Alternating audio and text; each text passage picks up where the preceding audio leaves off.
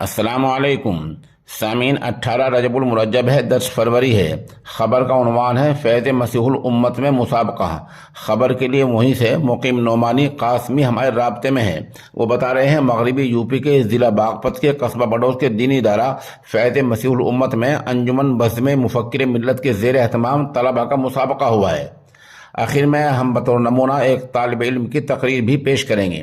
یہ مسابقہ اردو خطابت، انگریزی خطابت اور حفظ حدیث میں ہوا ہے۔ ان مسابقوں میں ادارے کے ہی درجنوں طلباء نے حصہ لیا ہے۔ ان میں حکم کے طور پر مفتی محمد احسان امینی قاسمی، مفتی محمد لقمان قاسمی، مولانا معاویہ، مفتی محمد فرقان قاسمی، مولانا محمد ارشد، مفتی خلیل قاسمی، قاری محمد ریان قاسمی، قاری نواب علی، مفتی محمد فرقان وغیرہ نے حصہ لیا ہے۔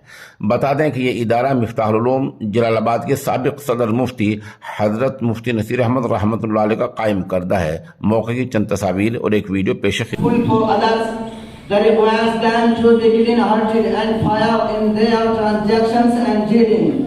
They should not hurt anyone and use impolite language. Muslims should neither defame one another nor call anyone with bad names. The Prophet ﷺ said, "The best among you are those who have morals."